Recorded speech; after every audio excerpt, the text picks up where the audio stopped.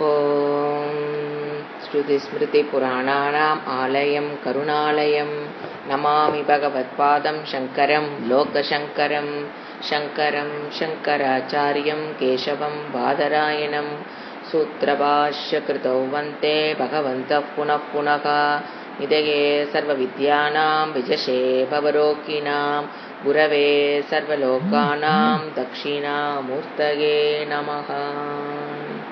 ॐ सहना भवतु सहनौ भुनक्तु सह वीर्यङ्करवावहै तेजस्विनावधीतमस्तु मा विद्विषावहै। ॐ शान्ति शान्ति शान्तिः। भगवद्गीता 9வது அத்தியாயம். अथ नवमोऽध्यायः. श्रीभगवानुवाच इदं तु ते गुह्यतमं प्रवक्ष्याम्यनसूयवे ज्ञानं विज्ञानसहितं यज्ञात्वा मोक्ष्यसे शुभात्. 8வது அத்தியாயத்தில் உபாசனா சாப்டர், தியானம், அதாவது மெடிடேஷன், தியானம், உபாசனா அப்படிங்கிறதுடைய அதுக்கு 2 பலன். ஒன்று முக்கிய பலன், இன்னொன்று அவாந்தர பலன். முக்கிய பலன் ஆஃப் உபாசனா அப்படின்னா என்னன்னு கேட்டிங்கன்னா, வேதாந்தம் படிப்பதற்கு உண்டான குவாலிஃபிகேஷனை கொடுக்கக்கூடியது. ஸ்ரவண மனன நிதித்தியாசனத்துக்கு தேவையான ஒரு மென்டல் செட்டப்பை கொடுக்கக்கூடியது உபாசனா. அதனால தான் உபனிஷத்துக்களிலேயே எல்லா டைப் ஆஃப் உபாசனையும் சொல்லப்பட்டிருக்கிறது. அந்த இடத்துல எப்பவுமே மாற்று கருத்து கிடையாது. அதனுடைய அந்த உபாசனையை செய்யும் போது அவாந்தர பலன், செகண்டரி பெனிஃபிட்ஸ், பிரைமரி பெனிஃபிட்ஸ் அது, செகண்டரி பெனிஃபிட்ஸ்னு ஒன்று இருக்கும், அவாந்தர பலன். அதை பற்றின விளக்கம்தான் 8th சாப்டர் ஃபுல்லாக பார்த்தோம். உபாசனையினுடைய அவாந்தர பலன் அதை பற்றி தான் அவர் பேசினார். அப்போ அந்த சகுன பிரம்ம உபாசனா, அது இறந்ததுக்கப்புறம் பிரம்மலோகம் போகிறது, சொர்க்கலோகம் போகிறது, பிரம்மலோகம் போகிறது, பிரம்மலோகம் போனதுக்கப்புறம் அங்கே கிரம முக்தி அடைதல், இது எல்லாத்தையும் பற்றி பேசினார். அப்படின்னா அவாந்தர பலன் ஆஃப் உபாசனா. It is not at all primary benefit. Primary benefit அப்படிங்கிறது பிரைமரி அந்த கரண சுத்தின்னு சொல்லுவோம், இல்லை மனது குவாலிஃபிகேஷன் ஆஃப் த மைண்ட், அதை கொடுக்கறக்காகத்தான், அது கொடுக்குங்கிறனால தான் உபனிஷத்துக்களிலேயே உபாசனை பற்றி பேசியிருக்கார் பகவான். அந்த அளவுக்கு தெளிவாகிக்கிட்டு இப்போ கம்ப்ளீட்டாக சப்ஜெக்ட் மாறுது. வெரி இம்பார்ட்டன்ட் சாப்டர் இன் பகவத்கீதா, 9th சாப்டர். இங்கே பேசுகிற சப்ஜெக்ட் ஃபுல்லாக பார்த்தீங்கன்னா ஜீவன் முக்தி தான். நோ உபாசனா. நிதித்தியாசனத்தை பற்றி பேசுவார், பட் ஜீவன் முக்தி தான் மெயின். அதான் 3 கருத்துகள் நம்ம மெயினாக எடுத்துக்கலாம். மெயின் ஒரே வேர்டாக கேட்டிங்கன்னா ஜீவன் முக்தி தான் 9th சாப்டனுடைய மெயின் கான்செப்ட். ஒரே வேர்டில் சொல்லணும்னா ஜீவன் முக்தனை பற்றி, ஜீவன் முக்தியை பற்றி பேசுகிறார். அதை இன்னும் கொஞ்சம் விரிவாக பார்க்கணும் அப்படின்னா 3 தலைப்பில் இதை பிரிச்சிருக்கார் இந்த அத்தியாயத்தை. ஃபர்ஸ்ட் ஈஸ்வரனுடைய சொரூபம், ஃபர்ஸ்ட் ஈஸ்வரனுடைய சொரூபம். 2வது பக்தி. ஏன்னா உபாசனையும் பக்தியில் அடங்கும், அதை மறந்துடக்கூடாது. உபாசனையும் இந்த blue light, white light, red light அதை வச்சு பண்ணுறதில்ல, இதெல்லாம் இதுவும் பக்தியில் அடங்கக்கூடிய உபாசனா. 3வது தலைப்பு ஈஸ்வரனுடைய அனுகிரகம். பியூட்டிஃபுல் சப்ஜெக்ட், ஈஸ்வரனுடைய அனுகிரகம். இப்போ இந்த 3 பிரிவா ஒரு பேர்ட் வியூல் நின்று பார்த்தீங்கன்னா 9வது அத்தியாயத்தை இந்த 3 டாபிக் தான் மெயினாக தொட்டிருக்காரு. ஈஸ்வர ஸ்வரூபம், பக்தி, உபாசனை, அதாவது ஒரு சாதனமாக, பக்தின்னு ஒரு சாதனமாக உபாசனை கொண்டு போயிருக்கார். அது 2வது. 3வது ஈஸ்வரனுடைய அனுகிரகம். இந்த அத்தியாயம் ஆரம்பிக்கும் போது பார்த்தீங்கன்னா அர்ஜுனன் எதுவும் கேள்வியெல்லாம் கேட்கல, அவரே ஆரம்பிக்கிறார். பகவான் உவாச்ச என்ன சொல்றாரு? இதம் தூ, அதாவது 1, 2, 3 இதை பார்த்தீங்கன்னா நான் என்ன சொல்ல போறேன் இந்த அத்தியாயத்தில், நான் எதை பற்றி, what he wants to say அப்படிங்கிறது தான் இந்த 1, 2, 3 இந்த அத்தியாயத்துல நான் என்ன இதை பத்தி பேச போறேன். ஏன்னா அர்ஜுன் கேள்வி கேட்டிருந்தா அதுக்குண்டான பதில் நமக்கு தெரிஞ்சு போயிடும். இதை பத்தி அவர் பேச போறாரு இந்த அத்தியாயம். இந்த அத்தியாயத்துல அர்ஜுனோட கேள்வி இல்லாதனால, நம்மளுக்கு எதை பத்தி இவர் பேசுவான்னு தெரியாதனால, இறைவனை என்ன பண்றாரு, முன்னுரை கொடுக்கிறார். 1, 2, 3 3 ஸ்லோகத்துல நான் எதை பத்தி தான் பேச போறேன், இதை சொல்றது இதை பத்தி எல்லாம் நான் பேச போறேன். இந்த ஞானத்தை கொடுக்க போறேன், ஈஸ்வருடைய ஞானத்தை கொடுக்க போறேன், ஞானத்தோட மகிமையை கொடுக்க போறேன். இந்த அத்தியாயத்துல என்னென்ன நான் பேச போறேன் அப்படிங்கிறத பகவானே கொடுக்கறதுங்கிறது ஒரு விசேஷம். ஃபர்ஸ்ட் இந்த அத்தியாயத்தினோட விசேஷமே அதுதான். ஃபர்ஸ்ட் அவரே நான் என்னென்ன, ஏன்னா எல்லா கத்துக்க வேண்டிய எல்லாத்தையும் ஸ்டூடெண்ட் கேள்வி கேட்டதுக்கு அப்புறம் குரு சொல்லி கொடுக்க முடியாது. அவனுக்கு அது கேள்வி கேட்காத ஏரியாவும் இருக்கும். ஸோ அவரே என்ன பண்றாரு, நீ இதை கேட்கலினாலுமே இதுதான் முக்கியம். ஸோ அந்த மாதிரி குருவே வாலண்டியரா வந்து சொல்லி கொடுக்குற ஏரியா தான் இது. இதுல என்ன சொல்ற ஃபர்ஸ்ட் மீனிங், இதம் து இதம். இதம் என்ன, பரமார்த்த தத்துவம். இதம் இதம் செகண்ட் லைன் இருக்கிற வேர்டை சேர்த்துக்கணும். இதம் ஞானம். இந்த ஞானத்தை பத்தி விளக்க போறார்.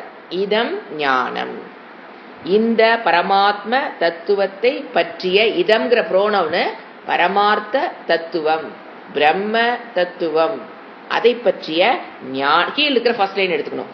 ஞானம். ஏங்க அப்படி எடுத்துக்கலாம், துதியா பக்தி ரெண்டும் அவ்வளவுதான். இது அதை பத்தின அப்ஜெக்டிவ். அந்த இம்ல எது எது முடியுதோ அதெல்லாம் அதனுடைய அப்ஜெக்டிவ். அந்த மாதிரி கிராமர் பாயிண்ட் வச்சு நம்ம புரிஞ்சுக்கலாம். இதம் ஞானம் என்ன சொல்றாரு, தே உனக்கு பிரவக்ஷ்யாமி. ஃபர்ஸ்ட் லைன்ல தேர்ட் வேர்டு பிரவக்ஷ்யாமி. இந்த ஞானத்தை நான் உனக்கு கூறப்போகிறேன். ஈஸ்வர ஞானம், பிரம்ம ஞானம், அதை பற்றி நான் உனக்கு இதம் ஞானம் தே உனக்கு பிரவக்ஷ்யாமி கூறப்போகிறேன். இந்த ஞானத்தை பத்தி, ஈஸ்வர ஞானத்தை பத்தி உனக்கு கூறப்போகிறேன். எப்படிப்பட்ட அட்ஜெக்டிவ் எடுத்ததெல்லாம் அந்த அது எப்படிப்பட்ட ஞானம், அது அட்ஜெக்டிவ் கொடுக்குறாரு. அந்த ஞானத்துக்கு அட்ஜெக்டிவ் குஹ்யதமம். ஃபர்ஸ்ட் அட்ஜெக்டிவ் குஹ்யதமம். நான் கொடுக்கிற ஞானம் ரொம்ப குஹ்யம். குஹ்யம் அப்படிங்கிற வேர்டு குஹ்ய தமம்ங்கிற வருது. குஹ்யம்னா ரகசியம்னு அர்த்தங்க. தமம்ங்கிற வேர்டு வந்து சூப்பர்லேட்டிவ் டிகிரி. இப்போ பிக்கர் பிக்கஸ்ட்னு போடுற பார்த்தீங்களா, சூப்பர்லேட்டிவ் டிகிரி, அதோட சேர்ந்தது தமம் பிரத்யயன்னு சொல்லுவோம். இந்த தமம்ங்கிற வேர்டு ஆட் பண்ணிட்டு அது சூப்பர்லேட்டிவ் டிகிரி ஆஃப் சான்ஸ்கிரிட்ல வேர்டு வரும். ஸோ குஹ்ய தமம், மேலான ரகசியமான ஒன்றை உனக்கு நான், இந்த ஞானம் எப்படிப்பட்ட ஞானம், ரகசியமான ஞானம். நான் சொல்ல போற இந்த ஞானம் ரொம்ப ரொம்ப ரகசியம். இந்த ரகசியங்கிற வேர்டு நம்ம எப்பப்ப யூஸ் பண்ணுவோம், ஒரு மேலான ரகசியம், ரேர் டு கெட். அதைத்தான் நம்ம என்ன சொல்லுவோம், ரொம்ப ரகசியம், உயர்ந்தது, எளிதில் கிடைக்காதது அப்படின்னு அர்த்தம் ரகசியம். இந்த இடத்துல சீக்ரெட் மீன்ஸ் சாக்ரெட்னு புரிஞ்சுக்கணும். why it is secret, because it is sacred. அப்படிப்பட்ட ஒரு ஞானம் குஹ்ய தமம். அடுத்து குஹ்யம்ங்கிறதுக்கு நம்ம ஏன் குஹ்யம் யூஸ் பண்றான்னு பாத்தீங்கன்னா, ஃபர்ஸ்ட் பாயிண்ட் வந்து இது மேன்மையானது, இது உயர்ந்தது, இது ஒரு சாக்ரெட் சீக்ரெட்டு. ரெண்டாவது ஏன் இதுக்கு குஹ்ய தமம், ஏன் இது ரகசியம் சொல்றாருன்னா, it is very rare to get. அதாவது இது, இந்த ஞானம் அவ்வளவு ஈஸியா கிடைக்காது. எப்படிங்க சொல்றீங்க, நம்ம ஊர் பாப்புலேஷன்ல எத்தனை பேரு இந்த ஞானத்தை பெறுவதற்குண்டான சூழ்நிலை கிடைச்சிருக்குன்னு பாருங்க. Very rare. பாப்புலேஷன் கம்பேர் பண்ணும்போது வேதாந்த படிச்சவங்களுக்கு கைவிட்டு எண்ணிடலாம். So population of the Erode, population of the Vedantic student compare பண்ணி பாருங்க, வெரி ரேர். அது எல்லா பல காரணத்துல வெரி ரேர். ஸோ அதனால என்ன வேர்டு போடலாம், குஹ்யதமம். இப்போ அடுத்து அதை விட இன்னொன்று, அந்த குஹ்ய தமத்துக்கு ரெண்டாவது பாயிண்ட் வெரி ரேர் அப்படிங்கிறது ஏன்னு கேட்டிங்கன்னா, இப்போ நாம் வந்து ஒரு கிராமர் படிக்கணும், ஒரு லாங்குவேஜ் படிக்கணும், ஒரு அறிவை வாங்கணும் அப்படின்னா பணத்தை கொடுத்து வாங்கிடலாம். ஒரு சான்ஸ்கிரிட் கிராமரே இருந்தாலும் சரி, சான்ஸ்கிரிட் எக்ஸாம் எழுதுறதா இருந்தாலும் சரி, நீங்கள் பணத்தை கொடுத்தா படிச்சுக்கலாம். இல்லை ஒரு தர்க்க சாஸ்திரம் படிக்கிறதா இருந்தாலும், நியாய சாஸ்திரம் படிக்கிறதா இருந்தாலும் பணத்தை கொடுத்து படிச்சிடலாம். அது அறிவியல ஏறிடும், மண்டையில ஏறிடும். ஆனா இந்த ஸ்பெஷல் ஞானத்துக்கு சேவையா வித்யா, ஏன் குஹ்யதமன் சொல்ற ரெண்டாவது பாயிண்ட், சேவையா வித்யா தான் ஞான நிஷ்டையே வரும். சோ வேதாந்தம் மட்டும்தான் சேவைங்கிற ஒரு வேர்டுக்கு வரும். அது வந்து குரு சேவை, சமுதாய சேவை, ஏன்னா குருவுக்கு சேவை பண்ணக்கூடிய வாய்ப்பு இருக்கிறவங்க தான் குரு சேவை பண்ண முடியும். இப்போ குருகுல வாசத்தில் வாழ்றவங்க அந்த காலத்தில் குருவுக்கு சேவை பண்ணிட்டாங்கன்னா okay, they need not go for சமுதாய சேவைக்கெல்லாம் தேவையே இல்லை. எப்ப குரு சேவைங்கிறது நம்மளால பண்ண முடியலையோ, ஏன்னா இந்த வித்யாக்கு பேர் என்ன தெரியுங்களா? இந்த வித்யாக்கு பேரு சேவையா வித்யா. சேவை செஞ்சாதான் ஞான நிஷ்டைக்கு போக முடியும். வேதாந்தம் மட்டும்தான் சேவையை எதிர்பார்க்குது. நீங்க தர்க்கமோ கிராமரோ சான்ஸ்கிரிட் எக்ஸாமோ எல்லாத்தையும் படிச்சு மார்க்கு வாங்கிடலாம். இது அதனாலதான் it is very rare to get. எப்ப அவன் சேவைக்குள்ள வரானோ அப்பதான் அவன் ஞான நிஷ்டைக்கு அவனுடைய. ஏன் கேட்டீங்கன்னா, அந்த சேவை பண்றதுனால, ஏன் குரு சேவை முடியாதவங்க சமுதாய சேவை, ஏன் இதை எம்பசைஸ் பண்ணிக்கிட்டே இருக்கிறோம் அப்படின்னு கேட்டீங்கன்னா, அங்கதான் அகங்காரம் குறையும். அது நீங்க குரு சேவை பண்ணாலும் அகங்காரம் குறையும், சமுதாய சேவை செஞ்சா மட்டும்தான், ரெண்டுல ஏதோ ஒண்ணு, அப்பதான் அகங்காரம் குறையும். எத்தனை கோயிலுக்கு நீங்க போறதுனால மட்டும் அகங்காரம் அதிகமாகுமே தவிர குறையாது. நான் இத்தனை கோயிலுக்கு போயிருக்கேன், நான் இத்தனை இடத்த பார்த்திருக்கேன், இத்தனை பக்தி உள்ளவள், நான் இத்தனை விளக்கு போட்டிருக்கேன், இப்படித்தான் அந்த அகங்காரம் பூஸ்ட் ஆகிட்டே போகும். இத்தனை கோயிலுக்கு போயிருக்கேன், இத்தனை பேசு இந்த இதெல்லாம் கோயிலுக்குலாம் போய் நான் இத்தனை சாதிச்சிருக்கேன், இந்த தேவதை எனக்கு இவ்வளவு கொடுத்துருக்காரு, எனக்கு நான் 10 நேற்று பேசிட்டு போது சொல்றாங்க, நான் ஒரு 10 ஸ்டூடெண்ட் வரணும்னு கேட்டா தேவதை எனக்கு 20 ஸ்டூடெண்ட் அனுப்பிச்சு வைப்பாங்க எங்க ஸ்கூலுக்கு. இந்த மாதிரி அகங்காரம் தான் பக்தியில் பூஸ்ட் ஆகுமே தவிர அங்க அகங்காரம் பக்தியில் குறைவதற்கு வாய்ப்பே கிடையாது. பூஸ்டப் தான் ஆகிட்டே போகும். சோ அந்த அகங்காரத்துல விடுறக்கு உங்க மனது, ஏன்னா அகங்காரம் விட்டா தானே ஞானம், சரீர அபிமானத்தை விட்டா தானே ஞானம். அகங்காரம்னா நான் சொல்ல சரீர அபிமானம், அது விடுறது அவ்வளவு ஈஸி கிடையாது. அதனால என்ன வேர்டு போடுறாரு? குஹ்யதமம். இது rare to get. Without Seva it is not at all possible. அடுத்தது, இந்த ஞானம்ங்கிறது ரொம்ப என்ன சொல்றது, கவனமாக கையாளப்பட வேண்டும். 3வது பாயிண்ட். ஏன் இது குஹ்யதமன் விளக்கிட்டு வர, அதுல 3வது பாயிண்ட் ரொம்ப, ஏன்னா என்ன தெரியுங்களா சொல்லுவாங்க, இந்த டபுள் எட்ஜ் நைஃப் மாதிரி. இது டபுள் எட்ஜ் நைஃப். ப்ராப்பரான குரு இருந்தா மட்டும்தான் கரெக்டா கட் பண்ண முடியும். இல்லைன்னா டபுள் எட்ஜ் நைஃப் தெரியுங்க சொல்றேன், நம்மள நாமளே குத்திக்கும். 2 பக்கம் டபுள் எட்ஜ் நைஃப்னு என்ன இருக்குங்க, அது இட் இஸ் வெரி, நம்மள நாமளே குத்திக்கிறதுக்கு, நம்மள நாமளே அழிச்சுக்கிறதுக்கு வாய்ப்புகள் அதிகம். you are handling Vedanta, proper guru இல்ல அப்படின்னா நம்மள நாமளையே அழித்து நம்மளே குத்திடுறது. அதுக்கு பேர் தான் டபுள் எட்ஜ் நைஃப்னு சொல்லுவோம். ஏன் அப்படி சொல்றாங்க டபுள் எட்ஜ் ஆயுதம் அப்படின்னு கேட்டீங்கன்னா, இப்ப நம்ம படிக்க ஆரம்பிச்சதுக்கு அப்புறம் என்ன சொல்லும், ஆத்மா தர்மம். ஏன் டபுள் எட்ஜ் நைஃப்னு சொல்றேன், ஏன்னா இந்த மாதிரி ஸ்டூடெண்ட்ஸ் நாங்க பார்த்திருக்கோம். இப்ப ஆத்மான என்ன சொல்லி கொடுக்குறாங்க, ஆத்மாங்கிறது தர்மத்தை கடந்தது, குணாதீதக தர்மாதீதக, தர்மத்தையும் அதர்மத்தையும் கடந்தது, ஆத்மா குணத்தை கடந்தது. இந்த மாதிரி புரிஞ்சுக்கும் போது, இந்த மாதிரி அதை ப்ராப்பரா ஹேண்டில் பண்ணி சொல்லி தரலினா, தர்மத்தையும் அதர்மத்தையும் கடந்ததுன்னு ஒரு வார்த்தையை சொல்லும் போது அதை எப்படி டீச் பண்ணணும்னு குரு பரம்பரையில கத்துக்கிட்டு டீச் பண்ணாம தர்மத்தை கடந்தது அப்படின்னு தவறாக அதை கரெக்டா டீச்சிங் பண்ணலினா அந்த ஸ்டூடெண்ட் அதர்மத்தை கையில எடுக்கிறதுக்கு பயப்பட மாட்டாங்க. ஏன் இதெல்லாம் கடந்துதாச்சு, நம்ம அதுதான் சொன்னேன் டபுள் எட்ஜ் நைஃப். அதனாலதான் குஹ்ய தமம். ஏன் அந்த வேர்டு போட்டாரு தெரியுங்களா, குஹ்ய தமம், டபுள் எட்ஜ். அவனையே ஏமாத்திடுவான், அவனையே ஏமாத்திக்குவான். ஏன்னா தர்மத்தையும் அதர்மத்தையும் கடந்ததுக்கு போது அவங்க அதர்மம் செய்யறதுக்கு கொஞ்சம் கூட யோசனை பண்ணாத வேதாந்திக் ஸ்டூடெண்ட கண்ணார பார்த்திருக்கோம். கொஞ்சம் கூட தயங்க மாட்டாங்க, ஒரு மனசாட்சியே இல்லாம நடக்கிற அளவுக்கு நடந்துக்குவாங்க.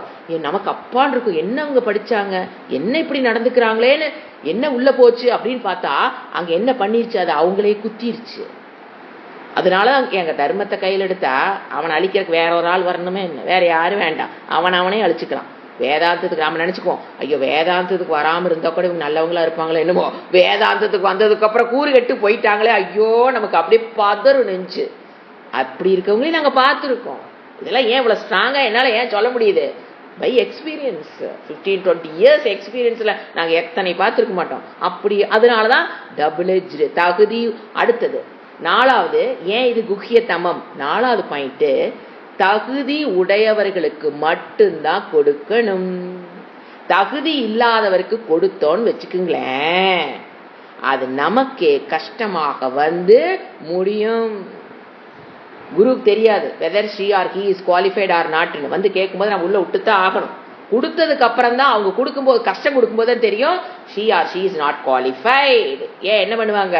குருவுக்கு கஷ்டம் கொடுக்கறதுக்கு ட்ரை பண்ணுவாங்க. So she is not qualified, that's all. அப்போ என்ன பண்ணி ஆகணும்?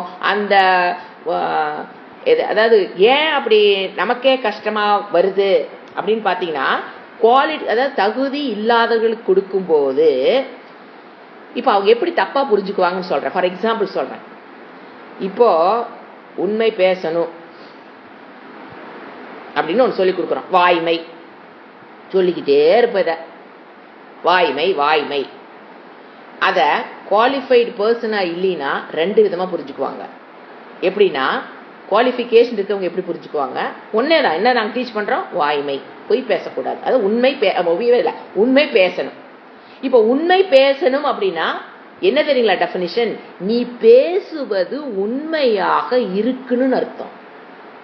அச்சா, நீ பேசுவது உண்மையாக இருக்கணுமே தவிர, நான் உண்மையையே பேசுறேன்னு சொல்லிட்டு உண்மையையே பேசுறேன்னு சொல்றது தப்பு. ரெண்டுக்கு நிறைய டிஃபரன்ஸ் இருக்கு. பேசுவது உண்மையா இருக்கணும், ஆனா உண்மையே பேசுறேன்னு என்ன பண்ணிட்டே இருக்கக்கூடாது. எந்நேரம் தேவையில்லாத விஷயங்களை பேசிட்டு கூடாது. அது காலகட்டத்தில் உங்களுக்கு அது நீ வாயிலிருந்து வர்றது உண்மையா இருக்கணும், அவ்வளவுதான். நான் உண்மையே பேசுகிறேன்ங்கிறது சரியல்ல. நல்லா தாட் ஆஃப் த டே போட்டு திங்க் பண்ணி பாருங்க. ரெண்டுக்கு ஒரு பெரிய தமிழ் தான் சொல்றேன், ஆனா இது ரொம்ப சூக்ஷ்மம். என்ன சொன்ன? 2 சென்டென்ஸ். பேசுவது உண்மை, டிக்கு, அப்படிதான் இருக்கணும். எப்படி இருக்கக்கூடாது? நான் உண்மையையே பேசுகிறேன், சரி அல்ல. ரெண்டுக்கும் ஒரு டிஃபரன்ஸ் திங்க் பண்ணி கண்டுபிடிங்க. ஸோ இது 4வது பாயிண்ட். ஏன் தகுதி இல்லாதவர்கள் என்ன பண்ணிக்குவாங்க? நான் உண்மையே பேசுகிறேன்னு பேச வேண்டாத இடத்துல பேசி பிரச்சனையை எச்சு பண்ணி விட்டுறாங்க. இது 4th பாயிண்ட். ஏன் இதுக்கு பார்த்துட்டு இருக்கிறோம்? குஹ்ய தமம். அடுத்து 5வது பாயிண்ட். இது வந்துங்க போற்றத்தக்கது. இட் இஸ் லைக், இப்போ நம்ம ஏன் போற்றத்தக்கது, பூஷிக்கத்தக்கதுன்னு சொல்லுவோம். ஏன்னா இந்த ஞானம் பூஷிக்கத்தக்க ஞானம். இப்போ நம்ம செருப்பு வைரம் கடைக்கில் போய் தங்க நகை வாங்கிட்டு வரோம். செருப்பு எங்கே விடுவோம்? வைரத்தை எங்கே கொண்டாந்து வைப்போம்.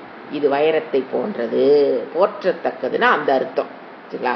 ஸோ இதுதான் என்னது? குஹ்ய தமம். இதில் என்ன சொல்றாரு? அந்த ரகசியத்தை நான் உனக்கு என்ன சொல்றேன்? இதம் து தே குஹ்ய தமம் பிரவக்ஷ்யாமி. அடுத்த வேர்டு என்ன சொல்றாரு? பிரவக்ஷ்யாமின்னா சொல்றேன். அனசூயவே, அதுக்கு அடுத்த வேர்டு இன்னொன்று பார்த்துட்டு அனசூய. அனசூயங்கிற அவனுக்கு கூப்பிடுறாரு. அனசூயங்கிற அர்ஜுனனே கூப்பிடுறாரு. ஏன் அவனுக்கு அனசூயன்னு கூப்பிடுறாருங்கிறத கடைசியா பார்க்கலாம். இப்ப அடுத்த வேர்டு இன்னொரு அப்ஜெக்டிவ் கொடுக்குறாரு. ஏன்னா ஒரு அப்ஜெக்டிவ் குஹ்யதமம் பார்த்துட்டோமா, 2வது அப்ஜெக்டிவ் ஃபார் ஞானம். எதுக்கு? இதம் ஞானம். இந்த ஞானத்துக்கு 2 அப்ஜெக்டிவ் சொன்னேன். 1 குஹ்யதமம், அதுக்கு 5 கருத்துக்கள் பார்த்துட்டோம். ஏன் குஹ்யதமம் சொல்றாருன்னு பார்த்துட்டோம். அடுத்தது என்ன அப்ஜெக்டிவ் போடுறாரு? விஞ்ஞான சகிதம். What do you mean by விஞ்ஞான சகிதம்?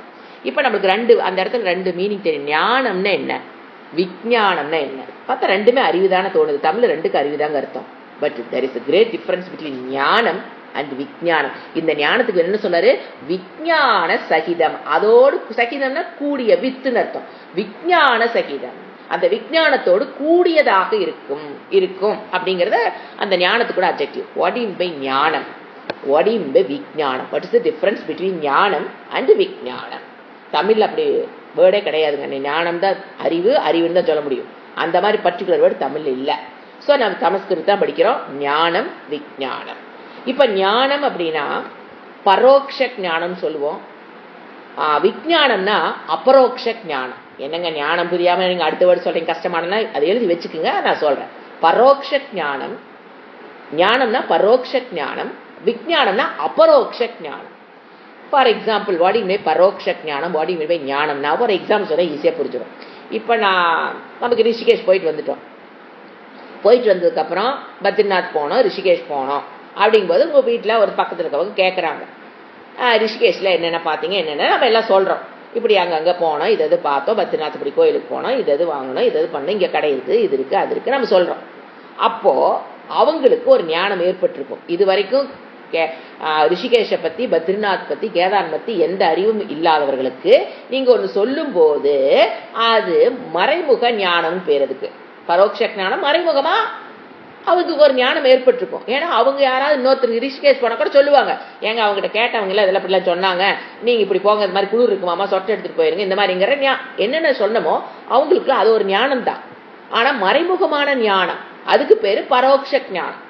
அந்த பரோட்ச ஞானம் எப்போ அபரோக்ஷம் ஆகும்னா, அபரோக்ஷம் அடுத்தது விஞ்ஞானம் ஆகும் அப்படின்னு கேட்டீங்கன்னா, ரிஷிகேஷை பத்தின, பத்ரிநாத்தை பத்தின ஞானம் அவங்களுக்கு எப்போ பரோட்சம் ஆகும், விஞ்ஞானம் ஆகும் அப்படின்னு பார்த்தீங்கன்னா, அவங்க ஃப்ளைட்டை பிடிச்சி டிராவலை பிடிச்சி போய் பத்ரிநாத்தில் இப்படி இறங்குறாங்க அப்படின்னா, அந்த கோயிலை பார்க்குறாங்க, ரிஷிகேஷை பார்க்குறாங்கன்னா, அந்த ஞானம் அப்போ அவங்களுக்கு என்ன ஆகும், நேர்முகமான ஞானம், அபரோக்ஷ ஞானம், விஞ்ஞானம், நேரடி அறிவு. இப்போ மறைமுக அறிவுனா என்ன, நேரடி அறிவுனா என்னன்னு பார்த்தோம். கம்மிங் டு சப்ஜெக்ட், இது எக்ஸாம்பிள். இந்த ஸ்பிரிச்சுவல், இந்த ஆத்ம ஞானத்துல இது என்னங்க, ஞானம்னு என்ன, விஞ்ஞானம்னு என்ன. இப்போ வேதாந்த வகுப்புகளுக்கு வந்தோடனே ஈஸ்வரனை பற்றிய ஞானம் சொல்லிக்கிட்டே இருப்போம். கர்மபல தாத்தாவா இருக்காரு, சிருஷ்டிகர்த்தா, ஸ்திதிகர்த்தா, லயகர்த்தா, பிரம்மனை பற்றிய ஞானம். பிரம்ம அஸ்தி, பிரம்மம்னு ஒன்று இருக்குதுன்னு புரியும். அதுக்கு பேரு பரோட்ச ஞானம். வேதாந்த சொல்றாரு, இறைவன் சொல்றாரு, பிரம்மம்னு ஒன்று இருக்குது, அதுதான் இதமக்ரே ஆசீத்து சோமிய, அதுதான் முதல்ல உலகம் படைப்பதற்கு முன்பு அதுதான் இருந்ததுன்னு இறைவன் சொல்றாரு.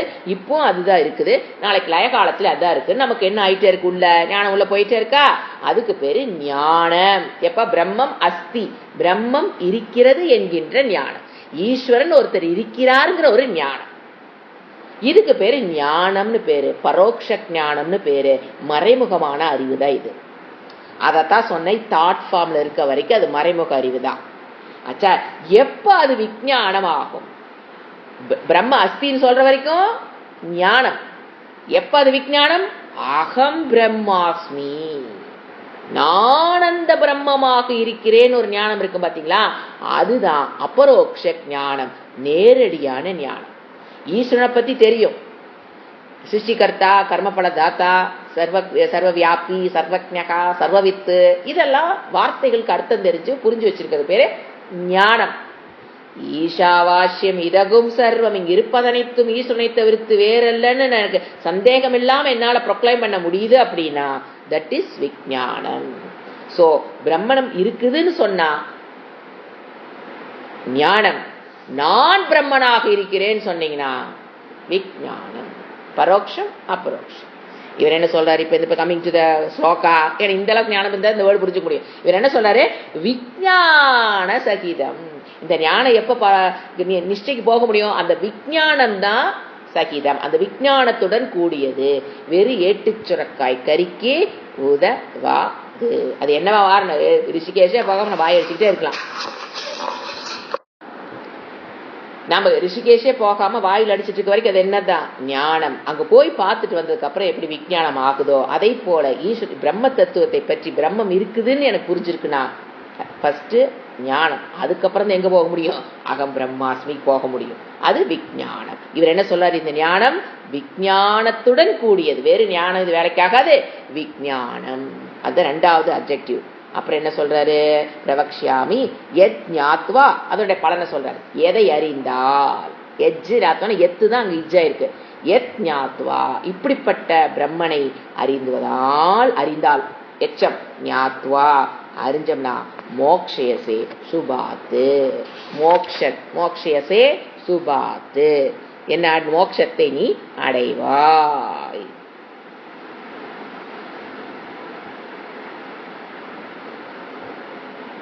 சுபா அசுபாத், மோக்ஷ அதாவது ஞாத்வா அசுபாத், எது இந்த அறிந்தால், எத்து ஞாத்வானா எதை அறிந்தால், அசுபாத்து தீமையிலிருந்து மோக்ஷியசே நீ விடுபடுவாய். எது அசுபம், சுபம்னா அசுபம்னா ஆப்போசிட், எது சுபம்னா நன்மை, அசுபம்னா தீமை. என்ன தீமையிலிருந்து நீ மோட்சத்தை அடை விடுபடுவாய்? மோட்சனை விடுபடுவாய். சம்சார துக்கம், பிறப்பு இறப்புங்கிற துக்கம் ஒரு அசுபம். மனதில் இருக்கிற ராக துவேஷத்தினால படுற மன கஷ்டம்ங்கிறது ரெண்டாவது அசுபம். ரெண்டு அசுபம், மன கிளேசத்தினால் வருகிற கஷ்டம், பிறப்பு இறப்பினால் வருகிற கஷ்டம். அந்த ரெண்டுமே அசுபம். இட் இஸ் நாட் சுபம். அசுபாத்து நீ மோட்சனை விடுபடுவாய். மோட்சம்னா விடுபடுறதாங்க அர்த்தம், விடுதலை தான். டைரக்ட் மீனிங் கிடையாது, விடுதலை தான் மோட்சம்ங்கிற வேர்டு மீனிங். அப்போ இதிலிருந்து நீ விடுபடுவாய். இப்ப நான் சொல்லி கொடுத்த இந்த ஞானத்தை நீ விஞ்ஞானமா மாத்திட்டீனாதான், வெறும் எனக்கு ஞானமா இருக்குங்க வரைக்கும் ஒரு பிரயோசனம் கிடைக்க தெரியாது. ஞானம் ஞான பலனை கொடுக்கணும்னா நீ அங்க எங்க போயிடணும்? விஞ்ஞான ஞானத்தை நீ பெற்றுட்டீனா நீ அசுபத்திலிருந்து உனக்கு பிறவி என்பது கிடையாது. பிறவினா அடுத்த பிறவி என்பது உனக்கு கிடையாது. வாழும் பொழுதே மனதில் இருக்கிற கிளேசங்களிலிருந்து விடுபட்டு அமைதியாக சந்தோஷமாக நிறைவாக நீ வாழ்வாய். இப்ப வாழ்ந்து கொண்டிருக்கும் போது மன பிரச்சனையிலிருந்து விடுபட்டுருவ. இறந்ததுக்கு அப்புறம் ஜீவன் முக்தியும் விவேக முக்தி சொல்றாரு. இறந்ததுக்கு அப்புறம் நீ மறுபடியும் பிறக்க வேண்டிய அவசியம் இல்லை. அது என்ன வேர்டு விட்டுட்டு வந்தோம்? அர்ஜுனன் என்ன கூப்பிட்டாரு? அது ரொம்ப இம்பார்ட்டன்ட் வேர்டு. என்னன்னு கூப்பிடுறாரு? அனசூயவே அப்படின்னா பாத்தீங்கன்னா, அசூயா அப்படின்னா பொறாமைன்னு அர்த்தம். ஜென்ரலா சான்ஸ்கிரிட்ல அசூயா அப்படின்னா பொறாமைன்னு அர்த்தம். அனசூயனா பொறாமையற்றதுன்னு அர்த்தம். பொறாமையற்ற அந்த மீனிங்ல இறைவன் இங்கு அவரை கூப்பிடல. பொறாமையற்றவனே, ஏன்னா ஆல்ரெடி அவன்லாம் பொறாமையற்றவன் தான், அவனை போய் சொல்லி கூப்பிடுங்கிற அவசியம் இல்லை. இந்த இடத்துல பர்டிகுலரா இந்த சங்கர பாஷ்யத்துல சூப்பரா எழுதியிருப்பார் சங்கரர். இந்த இடத்துல அவனை பொறாமையற்றவனேன்னு கூப்பிட வேண்டிய அவசியம் இறைவனுக்கு இல்லை. ஏன்னா அவன் பொறாமையற்றவங்கிறது பிறப்பிலே அவன் பொறாமையற்றவன், அதை அவன் சொல்லணுங்கிற அவசியம் இல்லை. அப்ப என்ன மீனிங்ல கொடுத்திருக்காரு அப்படின்னா, சங்கராச்சாரிய பாஷ்யத்தில் என்ன சொல்றாரு? குறையற்றவன்.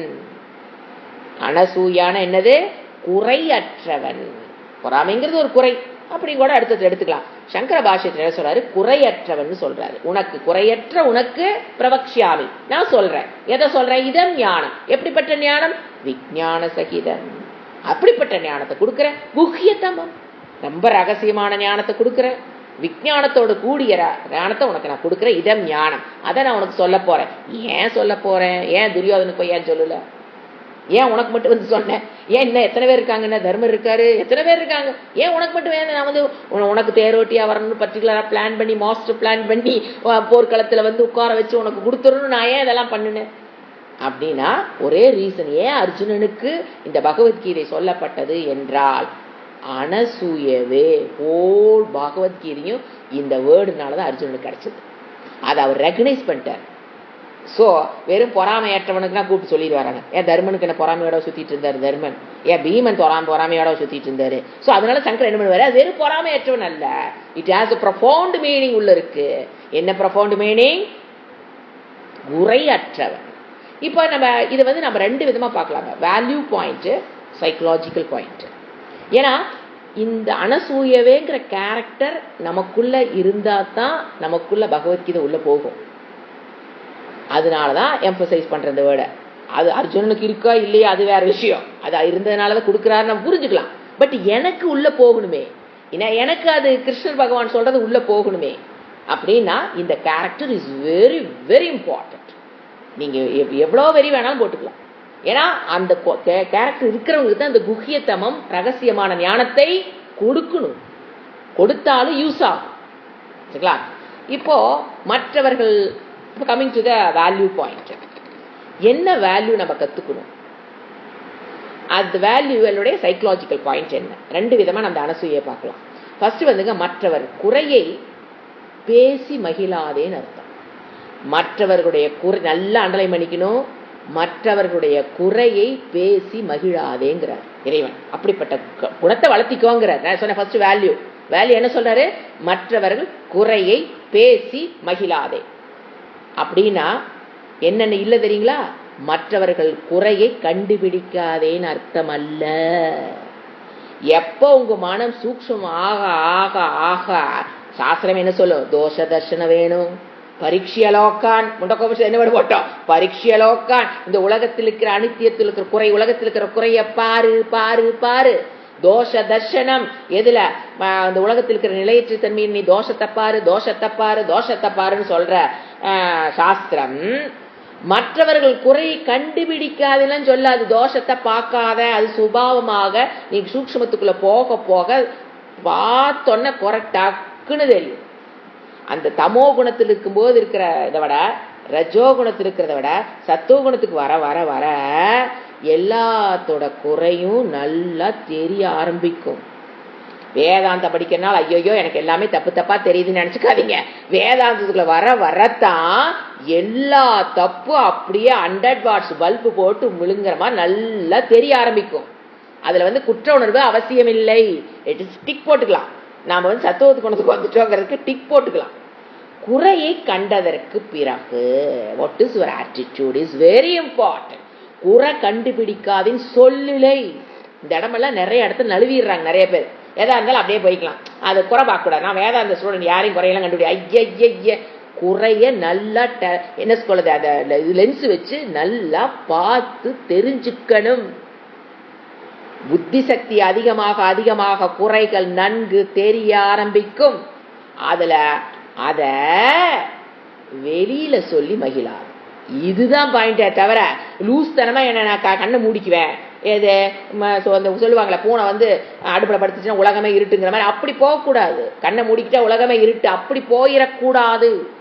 மற்றவங்க குறையை தவறுகளை நல்லா லென்ஸ் வச்சு பார்க்கிற சக்தியை வளர்த்திக்கணும். ஏன்னா சாஸ்திரம் சொல்லுது தோஷ தர்ஷனம் என்னங்க, தோஷத்தை பாரு தோஷத்தை பாருன்ட்டு. இப்ப திடீர்னு அனசூய வேணாம் குற்றம் கண்டுபிடிக்காதேன்னு அது எப்படி ரெண்டுக்கு கான்ஃபிளிக்ட் தெளிவா புரிஞ்சுக்கணும். மற்றவர்களை புகழ் அந்த எதை நீ கண்டுபிடிக்கிறியோ அத மற்றவர்கிட்ட பேசி மகிழாதே. ஏன் மகிழ்றன்னு கேளுங்க. அதுக்குதான் நான் சைக்கலாஜிக்கல் பாயிண்ட் வந்தேன். ஏன் அந்த புத்தி எனக்கு வருது? முதல்ல குற்றம் பார்த்தோன்னா அதை அப்படியே விட்டுட்டு நம்மளை சேஃப்கார்ட் பண்ணிக்க தெரியும். நம்மளையோ நம்ம குடும்பத்தையோ நம்மளோட வேதாந்த பாதையிலையோ தடங்களாக ஏதாவது வருதுன்னா அந்த குற்றத்தை முதல்ல கண்டுபிடிக்கணும்.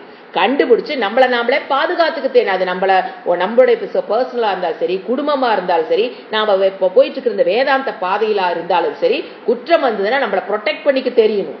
ஃபர்ஸ்ட் அது அப்ப குற்றம் கண்டுபிடிச்சாதாங்க அவங்க பண்ற தப்புனா தான் நம்மள பேத பாதுகாத்துக்க முடியும். குடும்பத்துக்கு ஒருத்தர் துரோகம் பண்றாங்கன்னா கண்டுபிடிச்சா தானே குடும்பத்தை பாதுகாக்க முடியும். அப்படி முதல்ல அதுக்கு ஸ்டெப்ஸ் எடுத்துடணும். குற்றம் கண்டுபிடிக்கணும், பாதுகாக்கிறதுக்கு உண்டான ஸ்டெப்ஸ் எடுத்துடணும். ஆனா பேசி மகிழக்கூடாது. மற்றவங்க கிட்ட உடனே என்ன பண்ணிடக்கூடாது, பேசி அந்த காலத்துல சுவாமிஜி சொல்லுவாரு, ஊருக்கு அப்பெல்லாம் ஒரு திண்ணை இருக்குங்க. உங்க ஏஜுக்கு நீங்களாம் பார்த்து எங்க ஏஜுக்குலாம் நல்லா பார்த்துருக்கோம். சினிமால மேல எங்க போனாலும் ஃபர்ஸ்ட் பாத்தீங்கன்னா ஒரு மரம் இருக்கும். அதை சுத்தி ஒரு திட்டு கட்டி விட்டுருப்பாங்க. அங்க பாத்தீங்கன்னா ஒரு 4 பேருக்கு வந்திருப்பாங்க, ஒரு 5 பேர் ஆச்சா. அவங்க வேலையே என்னன்னு கேட்டீங்கன்னா அவன் தப்பு இவன் தப்பு, அவன் இப்படி பண்ணா இவன் இப்படி பண்ணான்னு பேசிட்டு இருக்கிறாள். எங்க அப்பா தான் அடிக்கடி சொல்லுவாரு, அதாவது அந்த ஊரை கிராஸ் ஆகி ஒரு ஆள் போனா அப்படின்னா கூப்பிட்டு முத நீ யார் பாதுகாவலரான அவங்கள எந்த திருடையும் உள்ள மாட்டாங்க ஆச்சா. அப்பா அப்படி சொல்லுவாரு, வாடா வாடா வாடா யார நீ எங்கடா ஊருக்குள்ள வர ஃபர்ஸ்ட் கேள்வி. அவன் அந்த வேலையை சொல்லுவான். இப்போ அது ஒரு பொண்ணு இருந்துன்னு வச்சுக்கலாம் வீட்டுல, இவன் ஒரு மாப்பிள்ளை கொண்டு போறான்னு வச்சுக்கோங்களேன். இமேஜின் பண்ணி பாருங்க, இதெல்லாம் உண்மையா நடந்ததுங்க. அப்ப அவன் என்ன சொல்லுவான், அவரை பார்க்கலான்னு போனேன். அது யார் பொண்ணு இருக்கு இல்லையா, அவரை பார்க்கலான்னு அவன் சொல்லியிருப்பான். அப்பெல்லாம் சைக்கிள் தானே, அப்படியா சரி சரி போ. அப்போ 1-2 டிக்கெட்டு எதுக்கு என்னன்னு வாய் வரும், சரி கொஞ்சம் ப்ரெஸ்டீஜ் குறைஞ்சு போயிருமே அப்படின்னு விட்டுருவாங்களாம். ஃபர்ஸ்ட் டைம் போயிடுவாங்க. அப்புறம் சரி போனதுக்கப்புறம் அவங்க ஜாதகம் கொடுப்பாங்க, அடுத்த ப்ரொசீஜர் வந்து தானே ஆகணும். அப்புறம் 2வது தடவை சைக்கிள் ஓட்டிக்கிட்டு அப்போ காரை சல்லுன்னு போயிடுவாங்க. அவன் நின்று பேச சைக்கிள் போது அமுத்து தானே ஆகணும். அவங்களை கிராஸ் அது திட்டு பார்த்தீங்கன்னா நல்லா பெருசா இருக்கும். அப்போ கிராஸ் ஆகி போறான்னு வச்சுக்கங்களேன். போகும்போது என்னடா அன்னைக்கு வந்த மறுபடி வர வா, அவனை வச்சு போறவனை நிக்க வச்சு அன்னைக்கு வந்தா சரி நாங்க அதை ஏன் கேட்கல, இன்னைக்கு வர என்னத்துக்கு வரானா அவன் என்ன சொல்லுவான். அப்புறம் 3வது தடவை வருவானா, ஒரு ஜாதகம் பார்த்து அது போயிருந்திருக்கும், அது ஒத்து வராது இருந்திருக்கும். அப்ப அவன் 2வது ஜாதகம் தூக்கிட்டு வரானா, அப்ப என்ன பேரு கட்டுவாங்க, இந்த பிள்ளைக்கு இப்பெல்லாம் கல்யாணம் ஆகாது. இது எது வந்தாலும் தட்டி தட்டி போகுது. அதாவது எது பண்ணுனா அந்த குழந்தைகளுக்கு தப்பு, அதாவது ஒரு கஷ்டமோ அத தப்புன்னே தெரியாம பண்ண வேண்டியது. ஏன்னு கேளுங்க, மற்றவங்க குறையை பேசி மகிழல். அந்த குணம் ஏன் வருதுன்னு இப்ப நம்ம பாக்குறோம். ஏன் அவங்க திண்ணையில அப்படி பேசினாங்க அடுத்து, ஏன்னா பேசுறது தெரிஞ்சு போச்சு, பேசக்கூடாதுன்னு தெரியுது, ஏன் பேசுறாங்கன்னு தெரியணும் இல்லையா. நிறைய பேர் கேரக்டர் பாருங்க, மற்றவங்க வீட்டில் என்ன நடக்குது, ஐயையோ அட நம்ம வீட்டில் அந்த நேரத்தை நம்ம வீட்டில் இருக்கிற விஷயங்களுக்கு செலவு பண்ணுனா இன்னும் நம்ம குடும்பத்தை எங்கேயோ தூக்கிட்டு போலாம். அதை விட்டு போட்டு அவங்க வீட்டில் அப்படியாமா இவங்க வீட்டில் இப்படியாமா, ஏன் அந்த அதில் ஒரு மகிழ்ச்சி இருக்கிறதுனால தான் செய்கிறாங்க. எங்க அது கஷ்டமான செயலாம் செய்வாங்க. இது துணி துவைக்கிறது கஷ்டம், வாஷிங் மிஷின் வாங்கிக்கிறோம், ஏன்னா பிடிக்கிறது இல்லை, கஷ்டமானது நம்ம பிடிக்கல. ஆனால் அவங்களுக்கு அது இஷ்டமா இருக்கிறனால, அது முதல்ல நல்லா லாஜிக் புரிஞ்சுக்க, இஷ்டமா இருக்கிறனால தான் அவங்க செய்கிறாங்க. கஷ்டமா இருந்தால் செய்ய மாட்டாங்க. ஏன் அவங்களுக்கு இஷ்டமா இருக்குது? இந்த சைக்காலஜி. ஃபர்ஸ்ட் வேல்யூ பார்த்தோம், இப்போ சைக்காலஜி. ஏன் அவங்க மற்றவங்களை பற்றி பேசி மகிழ்கிறார்கள், அதில் என்ன அவங்களுக்கு கிடைக்குதுன்னா, வாட்ஸ் சைக்காலஜினா, யார் ஒருவருடைய பலகீனத்தை அதிகமாக பேசுகிறார்களோ அவர்களிடம் அதே பலகீனம் இருப்பதற்கு வாய்ப்புகள் அதிகம். யார் ஒருவருடைய பலகீனத்தை அதிகமாக பேசுகிறார்களோ அவர்களிடம் அதே பலகீனம் இருப்பதற்கு வாய்ப்புகள் 98% போட்டுக்கோங்க. ஏன்னா வாய்ப்புன்னா நீ கேட்பீங்க 10% 20%, 98% வாய்ப்புகள் அதிகம். 1 or 2 இருக்கலாம், இல்லாம இருக்கலாம். சோ அந்த என்ன ஆகுது, ஒருவரிடம் ஒரு பலகீனம் இருந்தால் அத மற்றவங்க பத்தி பார்க்கும், அது மற்றவங்களை பத்தி நம்மகிட்ட அந்த பலகீனம் இருக்கு. இது என்ன சொல்ல புரிஞ்சுங்களா? யார் எதை பத்தி பேசுறாங்கன்னா அந்த பலகீனம் அவங்ககிட்ட இருக்கிறதுக்கு வாய்ப்புகள் அதிகங்கிறார். இப்போ ஒருத்தருடைய இப்போ எக்ஸாம்பிள் சொன்னோம்னா, நாம் ஒருத்தரை இவன் சரியான கஞ்சன், யார் எது கேட்டாலும் கொடுக்க மாட்டான், அவனுடைய பலகீனத்தை பேசுறமா, இவன் சரியான கஞ்சங்க, யார் எது கேட்டாலும் கொடுக்க மாட்டான், கோயிலுக்கு கேட்டாலும் கொடுக்க மாட்டான், தர்மம் கேட்டாலும் கொடுக்க மாட்டான், மனுஷங்களுக்கு கொடுக்க மாட்டான், தேவதைகளுக்கு கொடுக்க மாட்டான். பேசுனீங்கன்னா அது ஒரு மகிழ்ச்சியா, அதை பத்தி பேசும்போது உள்ள ஒரு மப்பு இருக்கு, நமக்கு தெரியும், வெளியில் இருக்குன்னு தெரியாதுங்க, நமக்கு தெரியும். அப்படி போன் பண்ணி பேசும்போது வேலை பேசுவோம், அது ஒரு மப்புல பேசுவோம். ஏன் பேசுறீங்க? உங்களுக்குள்ள அந்த கஞ்சத்தனம் இருக்குன்னு அர்த்தம்.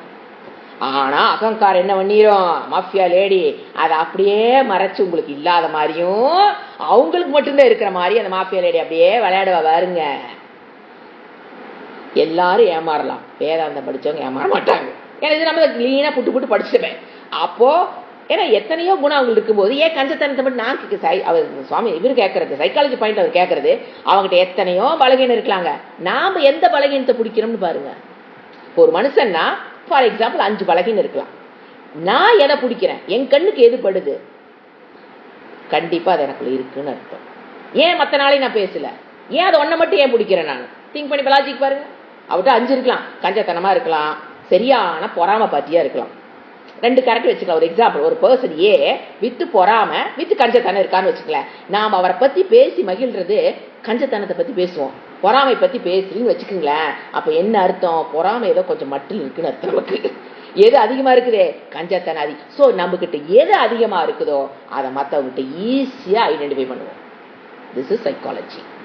ஸோ இதெல்லாம் தெரிஞ்சு இந்த சைக்காலஜியில் எது படிச்சுக்கிறது, ஓ இவங்க இதை பத்தி பேசுறாங்க அதனால அப்படி கண்டுபிடிக்கிற கல்ல தயவு செஞ்சு don't apply this law to others. எனக்கு நான் அப்ளை பண்ணி நான் ஏன் அந்த தப்பை அவங்ககிட்ட பார்த்தேன், ஓ அப்போ அது எனக்குள்ள, ஏன்னா எனக்குள்ள என்ன இருக்குன்னு என்னை தவிர யாருமே கண்டுபிடிக்க முடியாது. குருவோ சாஸ்திரமோ எப்பேற்பட்ட மகான் வந்தாலும் உன் மனசுக்குள்ள இந்த குறை இருக்குன்னு கண்டுபிடிச்சு சொல்ல முடியாது. ஜோசிகாரன் சொல்றதுல சும்மா பித்தலாட்டம், எவனாலையும் கண்டுபிடிக்க, மனம் மாறக்கூடியதுங்க. நீ ஜோசிகார் சொல்ல ஆரம்பிக்கல முடிக்கல மனம் உள்ள மாறி இருக்கலாம். ஸோ எவன் சொல்றது அங்கே ஒத்து வராது. ஆனா எனக்கு தெரியுமில்ல, என் மனதை பத்தி என்னை தவிர வேற யாருக்கு தெரியும். ஆனா நான் என் மனதை முழுமையா பார்க்க முடியுதுன்னா பார்க்க முடியுது இல்ல, ஏன் மாஃபியா லேடி நடுவில் வந்து உட்கார்ந்து அகங்காரம் என்ன பண்ணும், அதை அப்படியே மறைச்சுக்கிட்டே இருக்கும், சாகர வரைக்கும் தெரியாது உள்ள இருக்குன்னு. ஸோ இதெல்லாம் என்னது, வாய்ப்புகள், வாய்ப்பா பயன்படுத்திக்கோ. ஒருத்தர் நீ குறை சொல்ற அப்படின்னா தப்பு இல்லை, குறை சொல்ல புத்தி வரும்போதே ஐயோ இது நமக்குள்ள இருக்கு, அப்ப நாம அதில் இருக்குன்னு தெரிஞ்சுட்டு என்ன பண்ணலாம், ஆகா இருக்குன்னு கொடியா பிடிக்க முடியும். ஆஹா இந்த ஏரியா நான் இன்னும் ஒர்க் பண்ணாம இருக்கேன், லெட்டஸ் எப்படி ஒர்க் பண்றது, இந்த கோணத்திலிருந்து நான் விடுபடுவது எப்படி, இறைவனுடைய உதவி இல்லாமல் எதையும் பண்ண முடியாது. ஸோ கர்ம யோகமாக எதையோ இறைவனை பிடித்து தான் நான் அந்த குணத்தில் முதல்ல அது தெரியணும். நானே அந்த கஞ்சத்தனத்தில் விடுபட்டுலாம் விட முடியாது. கஞ்சத்திலேருந்து விடுபடணும்னு நினைக்கிறீங்க, கொடுத்து பழகணும், அவ்வளோதான், வேற ஒன்றும் கிடையாது. அதுக்கு ஆப்போசிட் பதஞ்சலி சொல்லுவார் பார்த்தீங்களா, இப்படி இருக்கிறியா நீ இப்படி செய், அதுக்கு ஆப்போசிட்டா ஒன்று புடி. கஞ்சத்தனமா இருக்கிறியா கொடுத்து பழகு. ஃபர்ஸ்ட் 4 நாளைக்கு வலிக்கும், ஐயோ குறையுதேன்னு. ஒரு 5ஆம் நாள் என்ன தெரியுங்களா, ஆஹா அந்த சோகை என்ன சொல்றது அந்த டேஸ்ட் கண்டுபிடிச்சிருவோம். ஆஹா கொடுக்கலாம் அப்படிங்கிற எண்ணம் வரணும். இப்போ நீத்த மடிக்க என்ன பண்ணணும், தண்ணிக்குள்ள குதிக்கணும். இப்போ கஞ்சத்தனம் போகும். நாம எடுத்துக்கிற ஒரு பாயிண்ட் கஞ்சத்தனம் மட்டும் எடுத்தேன், எல்லா பாயிண்ட்டும் எடுத்து வச்சு நம்ம இது பண்றதுக்கு it's not psychology, it is Bhagavad Gita class. அதை புரியறதுக்கும் எக்ஸாம்பிள் எடுத்தேன். கஞ்சத்தனமா இருக்கியா கொடுத்து பழகு. அப்படி நம்மளை மாத்திக்கிறதுக்கு முயற்சி பண்ணணுமே தவிர தயவு செஞ்சு மற்றவங்க வாய் திறக்கும் போது அவங்கள ஜட்ஜ் பண்றதுக்கு இது யூஸ் பண்ணக்கூடாது. ஏன்னா நீங்க ஜட்ஜ் பண்ணி முடிக்கிறதுக்குள்ள அவங்க மாறி இருப்பாங்க. நீங்க இப்படியும் ஜட்ஜ் பண்றீங்க இல்லையா, அந்த சென்டென்ஸ் மத்தவங்க சொல்லி முடிக்கிறீங்க பாத்தீங்களா, அதுக்குள்ள அவங்க மாறி இருக்க வாய்ப்பு இருக்கா இல்லையா. மனம்ங்கிறது என்னது, க்ஷணந்தோறும் மாறக்கூடியது.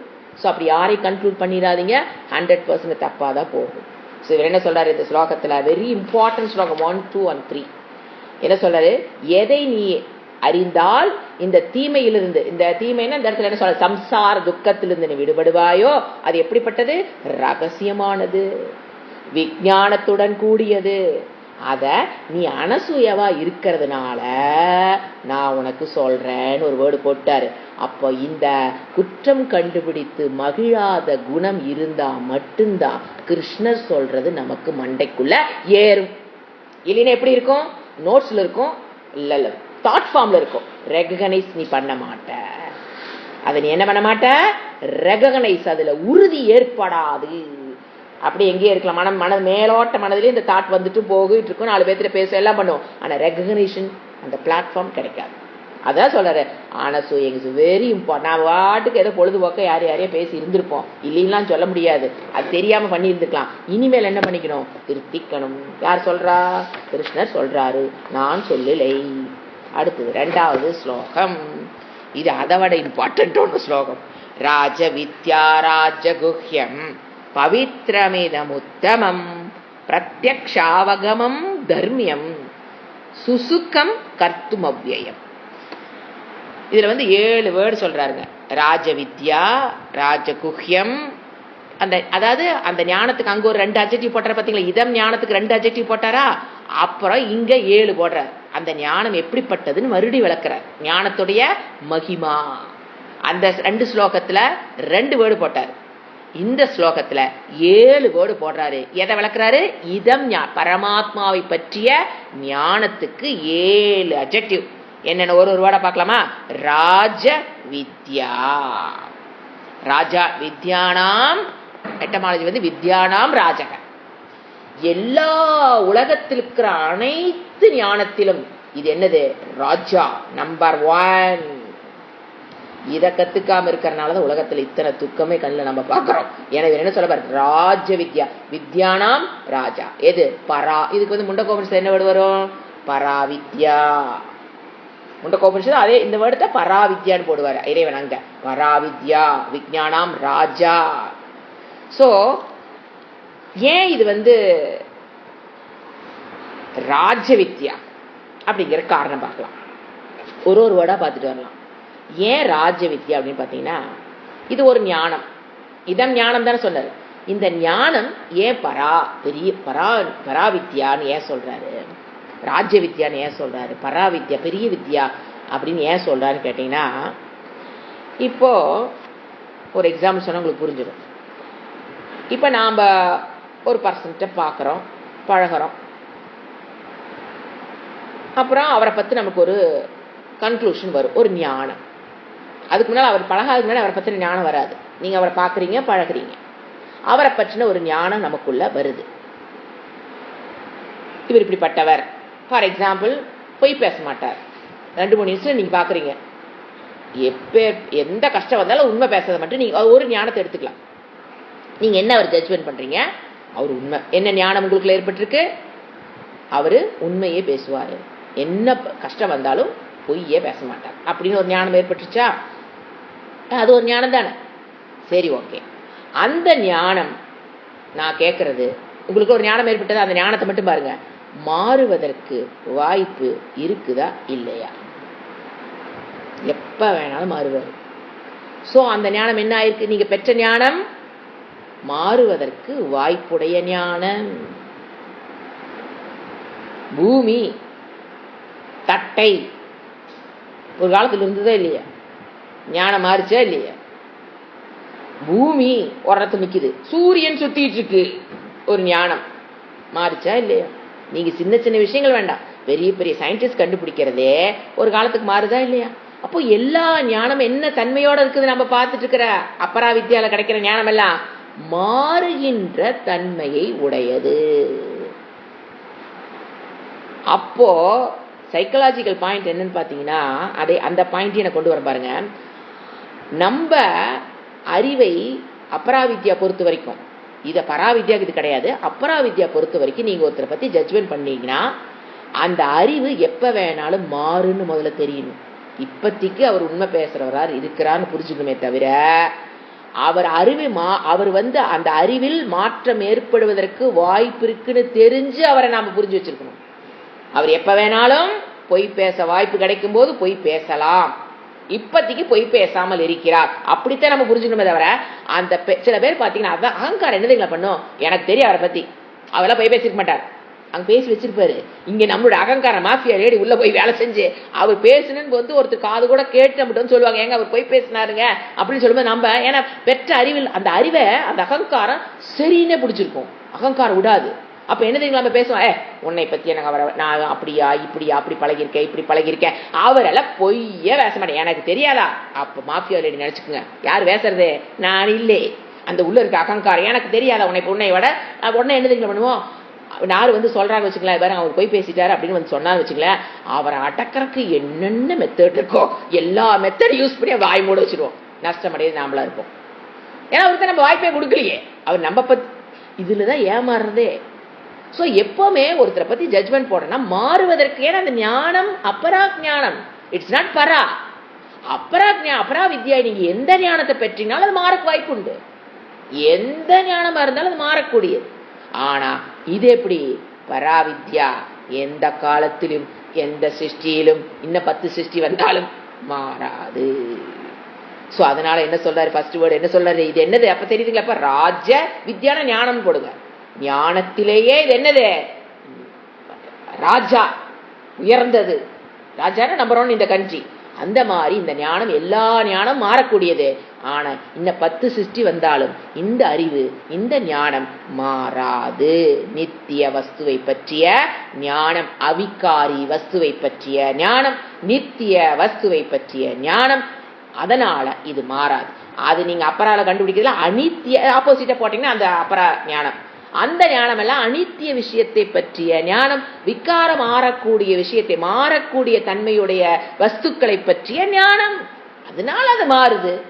இது நித்திய வஸ்துவை பற்றிய ஞானமா இருக்கிறதுனால மாறுறது இல்ல, அவிகாரியா இருக்கிறதுனால இது மாறுறது இல்ல. அப்ப அந்த ஞானம் என்ன இருக்கும்? சோ என்ன புரியுது? ஞானம் வஸ்துவை பொறுத்து மாறும். வஸ்து நித்தியமா இருந்ததுன்னா ஞானம் நித்தியமா இருக்கும்.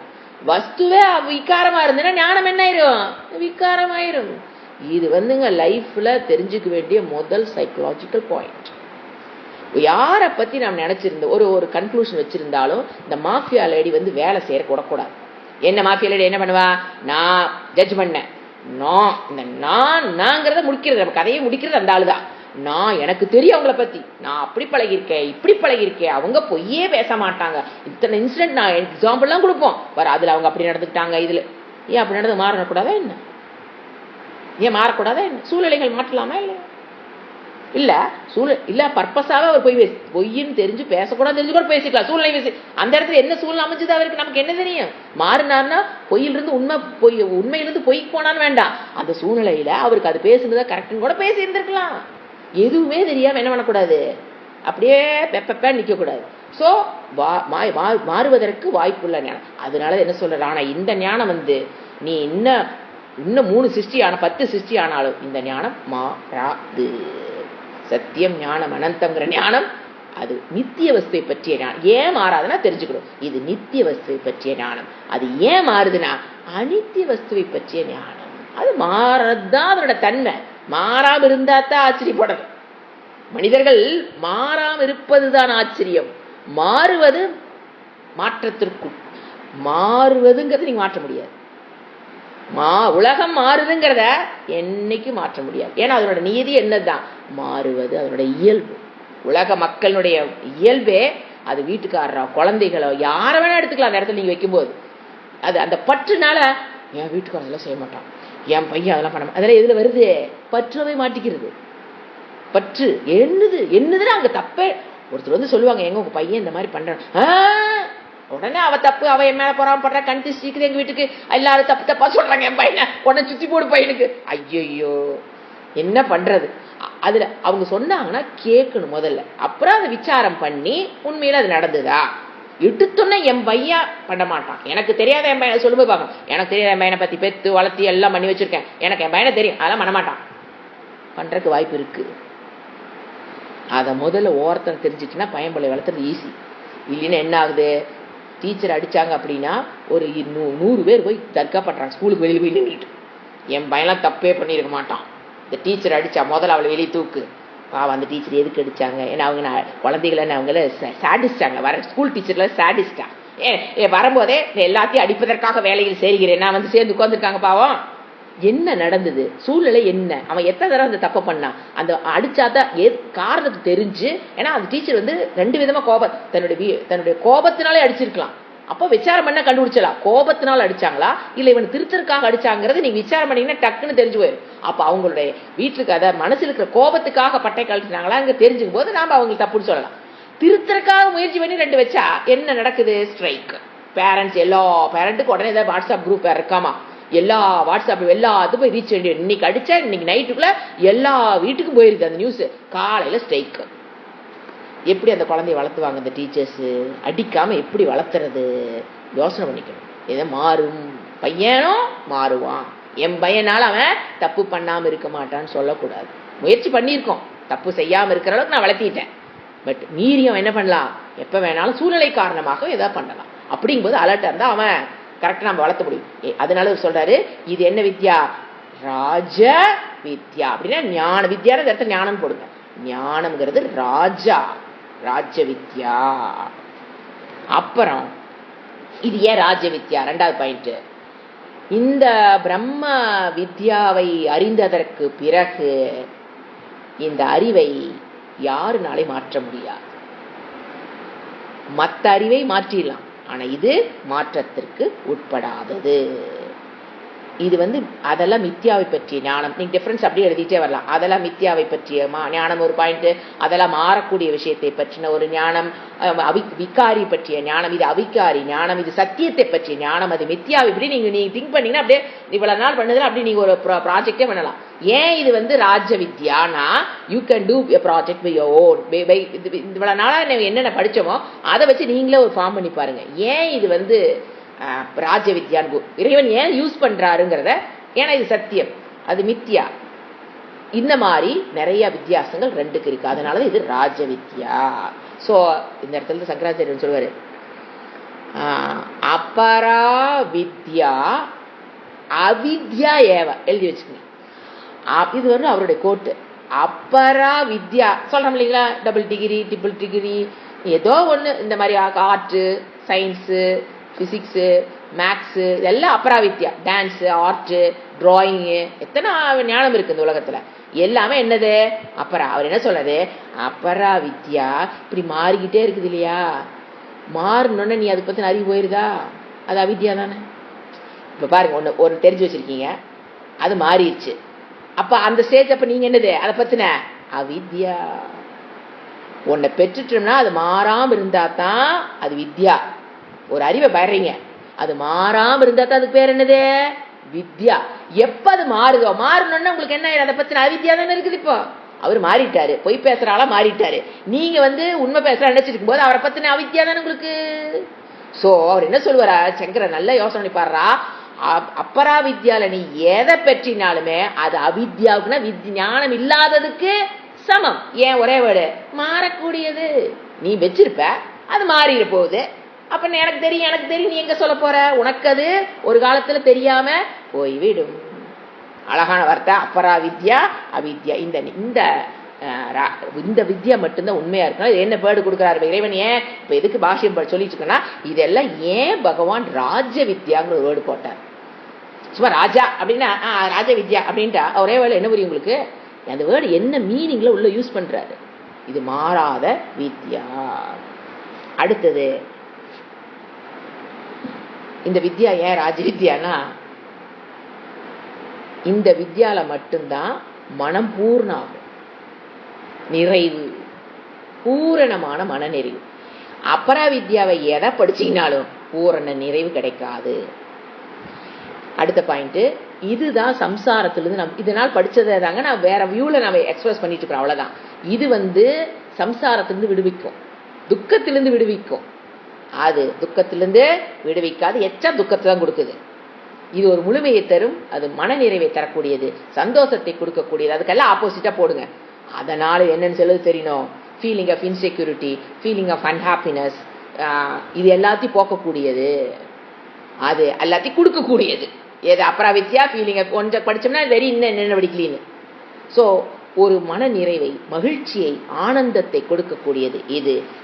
அதனால் அபராவித்யா எவ்வளவு படித்தாலும் அது ஆனந்தத்தையோ சுகத்தையோ மன நிறைவையோ அதனால கொடுக்க முடியும். இதனால என்ன, நாம இது எது பாயிண்ட் பார்த்துட்டு இருக்கிறோம், அதனால இதுக்கு ராஜ்ய வித்யான்னு சொல்றோம். ஏன் ராஜ்ய வித்யான்னு சொல்றோம்? இது ஒரு என்ன சொல்ல, ஒரு பெரிய புதிர், அவ்வளவு ஈஸியா எல்லாத்துக்கும் புரியுறது இல்லை. அதனால என்ன எடுத்துக்கலாம், அதனால இது ராஜ்ய வித்யா. என்ன இந்த திங் எதை நாம் புரிஞ்சுக்கணும்னு நினைக்கிறோமோ இது ஒரு பெரிய புதிராகவே இருப்பதால் இது ராஜ வித்யா. புரியாத புதிர், ஒரு 10,000 பேர்த்த உட்கார வச்சு சத்தியம் ஞானம் ஆனந்தம் சொல்லி கொடுத்தாலும் புரிய போறதில்லை. சோ புதிர், அதனால என்னவா இருக்கலாம், ராஜ வித்யா. அப்புறம் நம்ம அடுத்த கிளாஸ் பார்க்கலாம் பவித்திரம். அதான் நம்ம சுத்தம் பண்ணக்கூடிய விஷயங்கள் எத்தனையோ இருக்குது இந்த உலகத்துல. தண்ணினால சுத்தம் பண்றோம், காத்துனால சுத்தமாகுது, வெயில்னாலே உஷ்ணத்தினால சுத்தமாகிறது. ஆனா இது அந்த சுத்தம் பண்ற பொருள்களையே அதிகமான சுத்தம் பண்ணக்கூடியது இந்த ஞானம் அப்படிங்கறத பவித்திரம் இதம் உத்தமம். சுத்தம் பண்ணக்கூடிய பொருள்களே இது உத்தமானது. அடுத்த கிளாஸ்ல பார்க்கலாம். ஓம் சாந்தி சாந்தி சாந்தி. ஹரிஹி ஓம் ஸ்ரீ குருப்யோ நமஹ. ஹரிஹி ஓம்.